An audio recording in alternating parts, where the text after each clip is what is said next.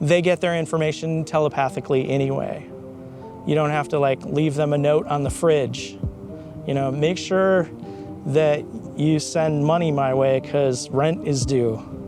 You don't have to leave the message. They hear that. They know you're thinking of that. Hi, I'm Brett. I am a psychic medium and I am back in a cemetery to talk about spirit guides. What is a spirit guide? A spirit guide is a helper. A spirit guide is a guide that is with you since before you're born, and they're with you your whole life, or at least that's the typical spirit guide. The spirit guide is somebody who is with you while you are still on the other side before you're born into this body, so they have a better idea of what your plans are while you're incarnated in this life. And so they follow you through this life and try to keep you on your path and try to help you as much as they can. They aren't allowed to jump in and assist unless you explicitly ask them to help. The reason why your spirit guides need your explicit permission to jump in and help is because they don't want to impact your free will. They don't want to step on your free will. I want to do it my way. You guys need to that's not me. I'm like, you guys, you have permission to jump in and assist with anything you think that will help me, anything for the highest good, anything for my highest good. And when I'm asking for something, I would like whatever that is or something better. You guys have free reign to help me and to do good for me. That's my contract. That's how I'm setting it up with my guides. Go for it, assist. But if I don't give that permission, then their hands are tied and they can whisper in your ear and tell you, okay, you need to be really careful. Don't go down this dark alley. They can try to keep you out of trouble and intercede in emergencies, but they aren't supposed to be doing much steering or much help beyond that. They're usually pretty excited when you do talk to them, when you start to interact with them or give them permission. It's got to be a pretty thankless job because most of our lives, we are oblivious to any help from the other side.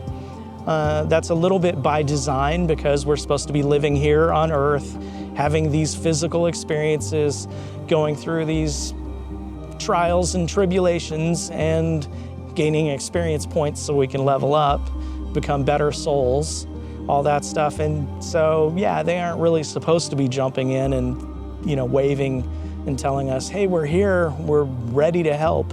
We're supposed to get to a certain point where we can ask for it. So you're watching this, you're at that point, ask for it. Talk to your guides.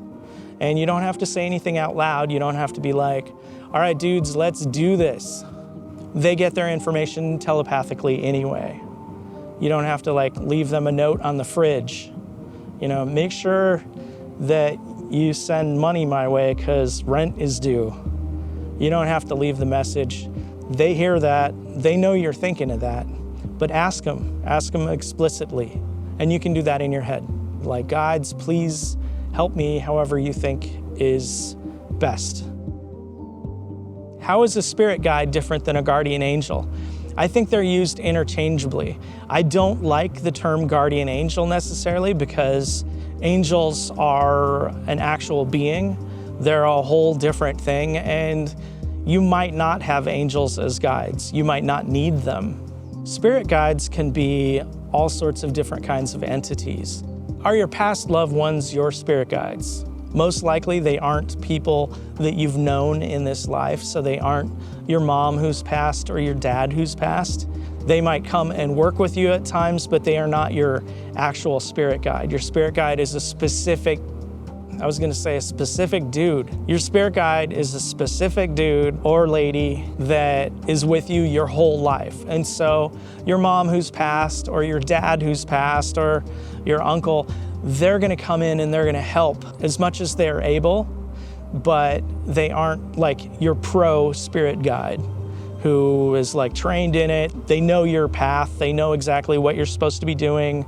Your mom, she might have the best intentions, but she's always going to be steering you to be the doctor, right? She wants you to be the doctor. And so that might be how she steers you. Or she thinks that this is a really nice boy and would be perfect for you. But your guide knows that, no, your path is to be an artist. And you're actually not interested in guys. I mean, your guide knows you. Your guide loves you. Your guide is going to steer you right. Family members, they love you and they're going to do everything they can to help, but they aren't your spirit guide. How can you be sure you have a spirit guide? Everybody's got a spirit guide. If you aren't aware of your spirit guide, that's probably because you haven't tried talking to them, you haven't tried interacting with them, or you're getting a ton of signs and symbols and it's them and they just aren't saying it in the way you expect to hear it. It's not Morgan Freeman's voice coming in and being like, Brett, and I can't do his. Your spirit guide might not come in how you expect them to come in. It's not a booming voice. It might not be that, oh, you see them, or, oh, you feel their presence and it feels like, oh, a hug. You know, it can be different for everyone. I was working with somebody's kid the other day, and they feel their spirit guide when their leg feels cold. Oh, okay, ta-da, somewhere else. Okay, so how can I tell that what I'm hearing is from my guides and not someone else? That one's really tough. It just takes a lot of experience, and eventually you'll recognize your guide and you'll recognize the symbols and signals coming from your guide. Usually there's a feeling, and you'll be able to recognize the feeling of your guide or the voice. And you might not want to share this with people because you don't want somebody else to learn that, oh, that's how your guide feels, or that's the signature of your guide. You don't necessarily need everybody to know that this is the signature of your guide. So that's something you want to keep between you and your guide. So the little password, the key, whatever it is. So how do you know that it's your guide? One thing is that your guide is never, ever going to tell you anything that harms you or harms anybody else. And I mean, makes somebody feel bad, physical harm, you know, self-harm, anything negative like that, that is not anybody to be listening to, because that is not helpful. Your guide is going to be helpful, your guide is going to be loving, and your guide is going to not necessarily be positive all the time, because they're an actual being. They're the same as you are, but they have a whole lot more information. And yeah, they're gonna be better and more positive than you are, just because they do have this wider perspective. They understand that, oh, this is just a learning experience. We're all in kindergarten here. We're learning, we're trying to grow up, we're trying to get better. And they are the adults who know that, oh, there's so much more to it. And, oh, yeah, the way you get through this, the way you learn, is you have these experiences. And so that's where they're coming from with this stuff. So how can you connect with your guides? First of all, you ask for them to be involved in your life. You talk to them that way. You give them permission. And that's where you start to work with them. Now, once you ask them to participate in your life or communicate with you or interact, then you can do things like guided meditations. You can do your own meditation. You can just work on your chakras and grounding. You can end up just try to feel your surroundings. And this is like expand your energy body. And this is, I don't know, I'll have to do a whole nother video on that kind of thing. But it's mostly awareness. Guided meditations are a great way to start. And remember, they might not come through the way you expect. I know we're all expecting this grand thing.